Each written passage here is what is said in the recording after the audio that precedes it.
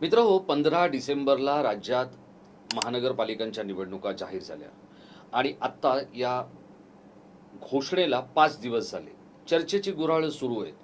पण ही चर्चा पूर्ण होत नाहीये, नेत्यांना ती पूर्ण करायची नाहीये, की नेमकं या चर्चेतून पटकन जर समजा निर्णय हाती आला, तर कोण सरस ठरणार आहे आणि कोण अडचणीत येणार आहे, या सगळ्या गोष्टी सध्या प्रत्येक राजकीय कार्यकर्त्याच्या मुखी चर्चिल्या जात आहेत. सगळेच राजकीय नेते हे काहीसे भांबावलेल्या स्थितीत आपल्याला बघायला मिळत आहे. याचं कारण काय? तर याचं कारण ही जी निवडणूक आहे, ही जवळपास 9 वर्षानंतर निवडणूक होते.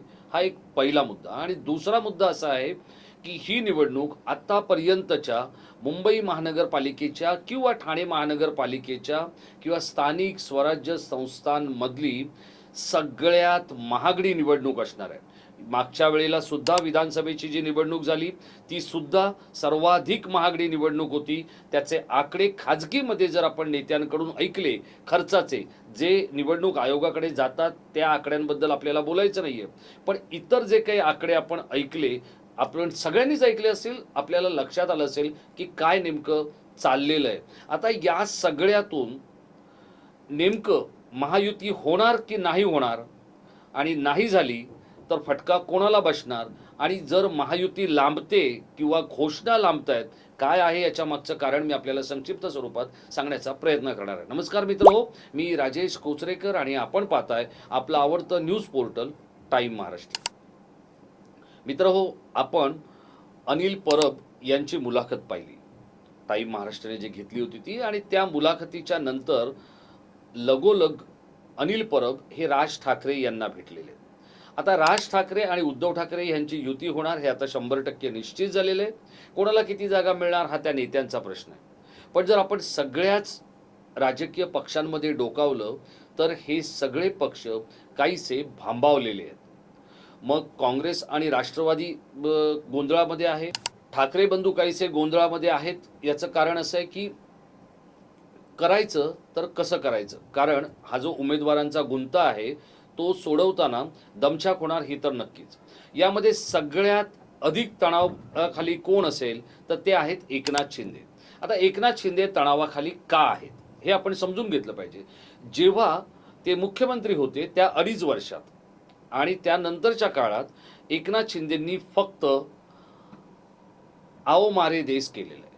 म्हणजे काय, ज्याला वाटेल त्यांनी माझ्याबरोबर या, त्यांना निधी द्या, त्यांचं हवं नको ते बघा, त्यांचं कोड कौतुक करा, त्यांचे कार्यक्रम अटेंड करा, अशा सगळ्या गोष्टींमध्ये एकनाथ शिंदेंनी लोकांना प्रचंड स्वतःकडे आकर्षित केलं. आता झालं असं की त्यांच्या गाडीत इतके पॅसेंजर झालेले आहेत की गाडी पंक्चर होते की काय अशीच वेळ येऊन ठेपलेली.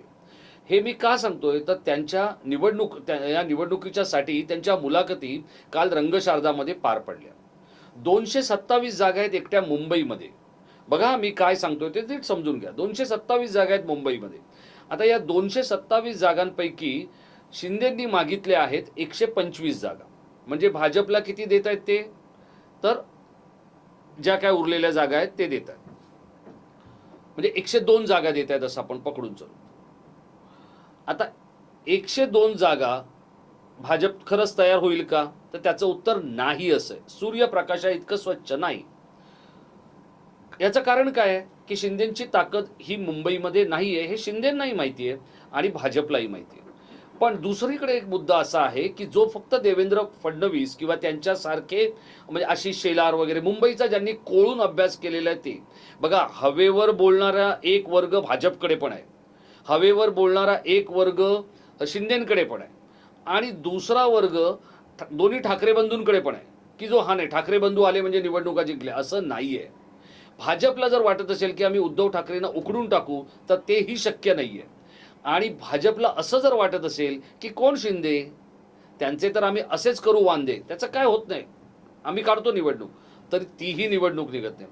हे ज्या एका माणसाला माहिती असेल, अधिकारवाणीने मी सांगतोय किंवा अगदी विश्वसनीय सूत्र आणि माहितीच्या आधारावर मी सांगतोय, त्या माणसाचं नाव आहे देवेंद्र गंगाधर फडणवीस. आणि त्यामुळे ही जी सगळी युती बोलणी ही आधी ब दर्जाच्या नेत्यांच्याकडे सोपवण्यात आलेली आहेत. आणि त्या नेत्यांनी काथ्याकूट करून दिवस खेळून काढावा याच्यासाठी त्यांना बॅटिंगला पाठवण्यात आलेलं आहे। शेवटी चौकार षटकार कोणाला मारायचे हे त्यांना कळलेलं आहे। आता हे का करायचं, तर माझ्या हातात काही इंटरेस्टिंग आकडेवारी जी आहे। आता नवी मुंबईमध्ये 111 जागा आहेत। भाजपकडून किती लोकांनी इच्छा व्यक्त केली आहे माहिती आहे का निवडणूक लढवण्यासाठी? 494 लोकांनी।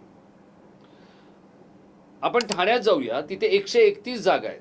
आता या 131 जागांपैकीच्या 84 जागा या शिंदेंकडे आहेत, म्हणजे ज्याला आपण विद्यमान नगरसेवक म्हणतो त्या आहेत। उरलेल्या जागांचा फैसला व्हायचा आहे, म्हणजे त्या भाजपला लढवायच्या आहेत किंवा भाजप त्या लढवेल वगैरे। पण ज्या काही जागा भाजपच्या वाट्याला येतील त्या जागा लढवण्यासाठी जवळपास 450 लोकांनी इच्छा व्यक्त केलेली आहे। म्हणजे जर समजा 40 जागा भाजप लढवणार असेल तिथल्या, तर प्रत्येक जागेसाठी 10 उमेदवार इच्छुक आहेत।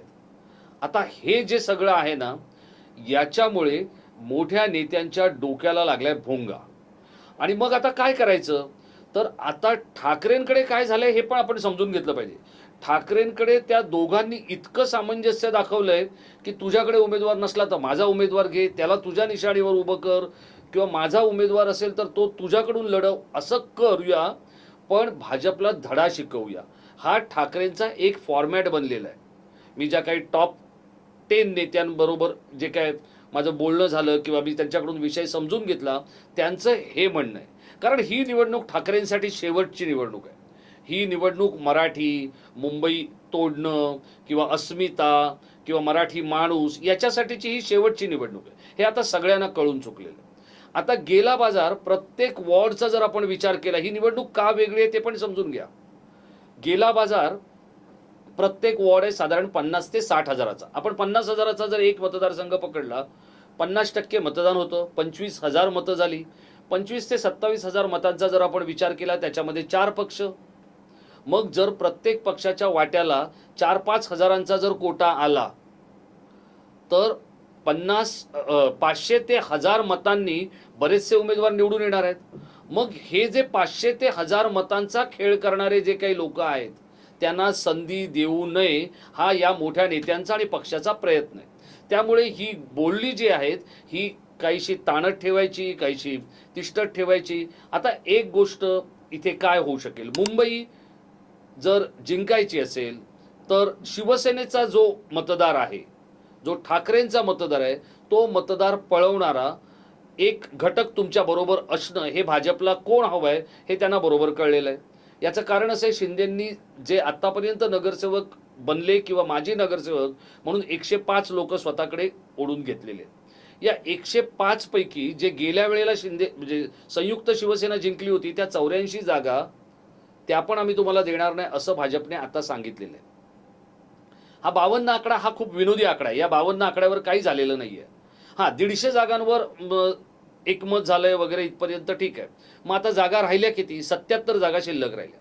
या 77 जागांची जी वाटणी आहे ती कशी होणार, आणि मग ती वाटणी होण्यासाठी काय करावं लागणार, हे सगळं करण्यासाठी शिंदे आणि फडणवीस हे दोघंही निष्णात आहेत। पण आत्ताच भाजपने एक गोष्ट ठरवलेली आहे, ती म्हणजे कोणत्याही परिस्थितीत मुंबई जिंकायची।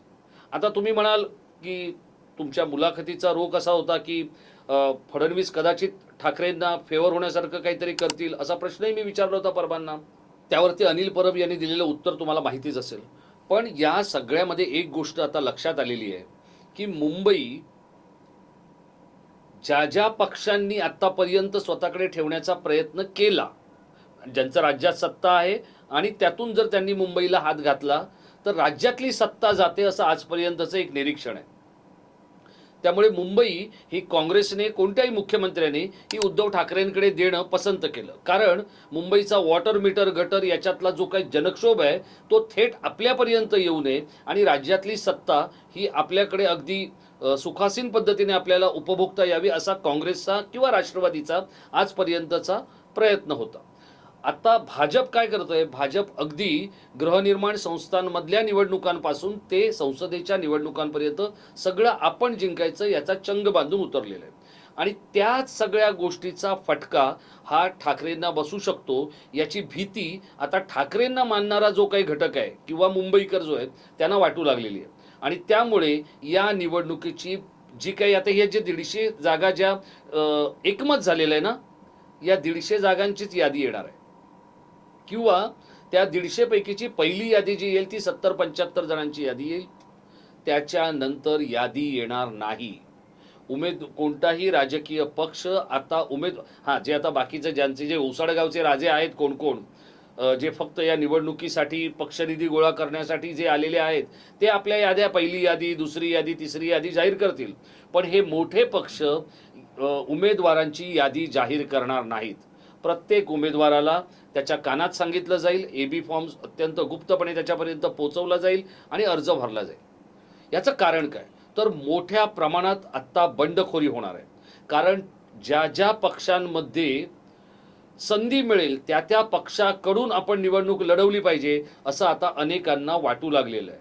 कारण जवळपास 8-9 वर्षानंतर जेव्हा निवडणूक होते त्या सगळ्यांच्याच आशा पल्लवित झालेल्या आहेत. गेल्या काही काळामध्ये बघितलेली शेकडो कोटींची उड्डाणं लक्षात घेतल्यानंतर प्रत्येकाला असं वाटू लागलेलं आहे की मलाही नगरसेवक व्हायचं आहे, मलाही नगरसेविका व्हायचं आहे.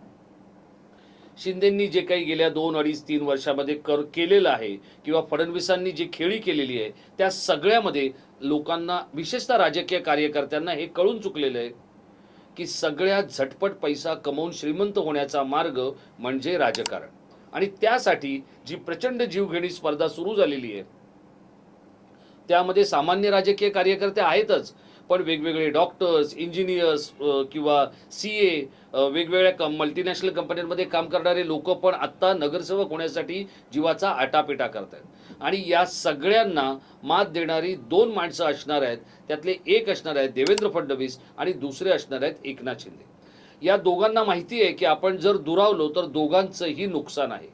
मुंबई जिंकून दिल्लीला दाखवून द्यायचं आहे फडणवीसांना की मुंबई, महाराष्ट्र आणि केंद्रातल्या सत्तेमध्ये महाराष्ट्राचा आणि माझा महत्त्वाचा वाटा आहे. शिंदेंना हे दाखवून द्यायचं आहे की तुम्ही माझी निवड ठाकरेंच्या समोर केलेली आहे, ठाकरेंकडे असलेली मुंबई देण्यामध्ये माझाही महत्त्वाचा वाटा आहे. या एका पॉलिटिकल अंडरस्टँडिंगवाल्या डीलमध्ये कदाचित असं होऊ शकेल ठाणे आणि कल्याण डोंबिवली हे शिंदेंना आंदण दिलं जाईल आणि उरलेल्या भागामध्ये मग गणेश नाईक असतील, नरेंद्र मेहता असतील, देवेंद्र फडणवीस असतील, ही सगळी भाजपची नेते मंडळी तिकडे अगदी पनवेलपर्यंत प्रशांत ठाकूरांना बरोबर घेऊन महामुंबई ही भाजपला कशी मिळेल याचे आडाखे रचले जातील. आणि त्यामुळेच ही निवडणूक सामान्य नाही. ही निवडणूक आजपर्यंतची सगळ्यात महागडी, सगळ्यात गोंधळलेली, कार्यकर्ते भेदरलेली आणि सगळीच व्यवस्था बुचकळ्यात पडलेली अशी ही निवडणूक असेल.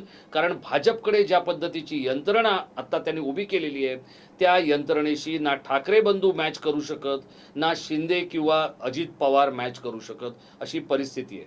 आणि त्यातूनही जर समजा ठाकरे किंवा शिंदेंकडे काहीतरी महत्त्वाचा वाटा जावं असं जर फडणवीसांना वाटत असेल एक मित्र म्हणून, तरी ही निवडणूक आत्ता फडणवीसांच्या सुद्धा हाती नाही आहे.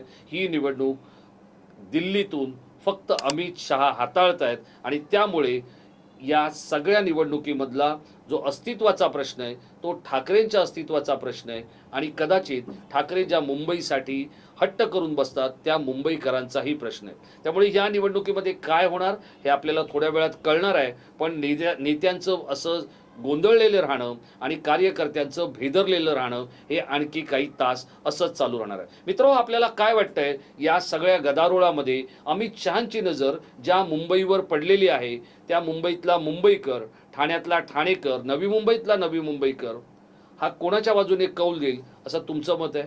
या व्हिडिओच्या खाली असलेल्या इनबॉक्समध्ये आपलं मत लिहून जरूर कळवा. धन्यवाद.